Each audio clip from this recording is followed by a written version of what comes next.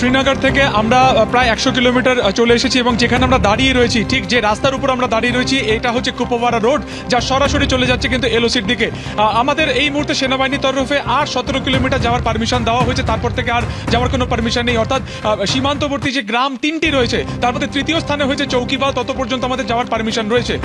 এর কারণ হিসেবে যেটা সেনাবাহিনীরা আমাদেরকে জানিয়েছে যে সেখানে এখনো পর্যন্ত কিন্তু পাকিস্তানের তরফে লাগাতার শেলিং চলছে, সেখান থেকে কিন্তু লাগাতার এই সমস্ত গ্রামে তারা কিন্তু গুলি বর্ষণ করছে। এবং ইতিমধ্যে গতকাল ভোরবেলা থেকে গতকাল রাত্রি থেকে ভোর পর্যন্ত প্রায় 1000 জন যারা গ্রামবাসী তাদেরকে সরানো হয়েছে 5টি এলওসি থেকে।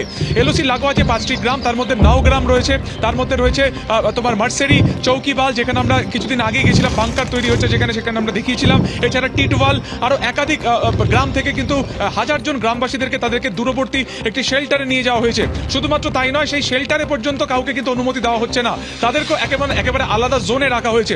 এখনো পর্যন্ত প্রায় 8 জন গ্রামবাসী তারা কিন্তু এই শেলিং এর জন্য তারা আহত হয়েছেন। আমি একবার ছোট করে একবার দেখানোর চেষ্টা করবো, এই যে রোড রয়েছে, ক্যামেরা এডি রোজারিও আমি একবার সরে দেখানোর চেষ্টা করবো। ঠিক এই যে রাস্তা সরাসরি চলে যাচ্ছে কুপওয়ারার দিকে, এখান থেকে আর 17 কিলোমিটার যাওয়ার আমাদের পারমিশন রয়েছে। এবং যেটা তোমাকে বলছিলাম, প্রায় 1000 জন ভিলেজার্স গ্রামবাসী তাদেরকে সরানো হয়েছে। এবং গতকালকে কাশ্মীরের একেবারে শ্রীনগর, অন্যদিকে জম্মু, প্রত্যেকটা জায়গাতে কিন্তু ব্ল্যাক আউট করে দেওয়া হয়েছিল। বিশেষ করে কুপওয়ারা যেখানে আমরা এই মুহূর্তে দাঁড়িয়ে রয়েছি, এটা কিন্তু একেবারে ব্যাটেল ফিল্ড। অর্থাৎ এই যে জায়গা, এখান থেকে যে সামনে পাহাড় তুমি দেখতে পাচ্ছ, সেই পাহাড়ের ওপারে কিন্তু রয়েছে তোমার একেবারে কুপওয়ারার যে এলওসি বা একেবারে শেষ 3টি গ্রাম। সেখানে এখন উদ্ভূত পরিস্থিতিতে সেনাবাহিনীর তরফে 3টে যে বাহিনী, অর্থাৎ একেবারে নৌবাহিনী, ভারতীয় সেনা এবং একেবারে আকাশপথেও কিন্তু যারা রয়েছেন তাদের প্রত্যেকে, অর্থাৎ এয়ারক্রাফট প্রত্যেককে কিন্তু সজাগ রাখা হয়েছে। এয়ার ডিফেন্স সিস্টেমকে অ্যাক্টিভ রাখা হয়েছে, এয়ার ড্রোন সিস্টেমকে অ্যাক্টিভ রাখা হয়েছে। কিন্তু এই কুপওয়ারাতে এবং অন্যদিকে তোমার যে উড়ি সেক্টর রয়েছে, সব থেকে গুরুত্বপূর্ণ দুটো সেক্টর, কারণ এখানে আমরা দেখেছি 22 তারিখে হামলার পর থেকেই কিন্তু পাকিস্তান ক্রমাগত তারা সিজ ফায়ারকে ভায়োলেট করে তারা কিন্তু ক্রমশ গুলি চালিয়েছে। এবং তারপর থেকে যেটা আমরা দেখেছিলাম যে ঠিক যেদিনকে অপারেশন সিঁদুর এক্সিকিউট হয়, তখন তারা তাদের ব্যাটালিয়ন ছেড়ে কিছুটা পিছু হটলেও কালকে থেকে কিন্তু ফের তারা একই রকম ভাবে সেনাবাহিনী এবং অবশ্যই এই গ্রামগুলোতে লক্ষ্য করে তারা বারবার শেলিং করছে। ঠিক যেখানে ভারতবর্ষের তরফে দুটো জিনিসকে অ্যাভয়েড করা হয়েছিল, যে কোনো রকম মিলিটারি এস্টাবলিশমেন্ট এবং নিরীহ নাগরিকদের গ্রামকে তারা অ্যাভয়েড করেছিলেন, তারা শুধুমাত্র জঙ্গি ঘাঁটিকে আক্রমণ করেছিল।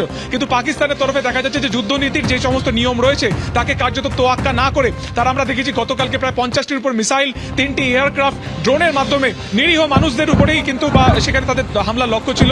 যদি আমরা জানি যে S-400 সুদর্শন চক্রের মাধ্যমে এয়ার ডিফেন্স সিস্টেমকে অ্যাক্টিভ করা হয় এবং এইগুলো প্রত্যেক কটাকে মেরে কার্যত নামিয়ে দেওয়া হয়েছে। কিন্তু কুপওয়ারা এবং উড়ির যে সেক্টরে যদি তোমাকে কথা বলি, এখনো পর্যন্ত ভীষণ সেন্সিটিভ। এখানে গতকালকেও যেভাবে শেলিং হয়েছে এখনো সেই শেলিং চলছে। এবং যেটা তোমাকে বললাম যে খুব সামনাসামনি বা কাছাকাছি কাউকে যেতে দেওয়া হচ্ছে না, পুরো গ্রাম খালি করে দেওয়া হয়েছে, কারণ গ্রামের প্রভূত ক্ষতি হয়েছে। গতকাল পর্যন্ত বাংকার, চৌকিবাল পর্যন্ত কিছু মানুষ সেই বাংকারে আশ্রয় নিয়েছিলেন, কিন্তু তারপর থেকে যে হেভি শেলিং হয়েছে তার জেরে কিন্তু গোটা যে এরিয়া ফাঁকা করে দেওয়া হয়েছে। আরো একবার বলবো, 1000 জন গ্রামবাসী তাদেরকে এভিকুয়েট করা হয়েছে এবং তাদেরকে শেল্টার রুমে নিয়ে যাওয়া হয়েছে। এবং আর যতটুকু যে আপডেট হবে পরবর্তীকালে আমরা জানাতে থাকবো অবশ্যই দর্শকদের।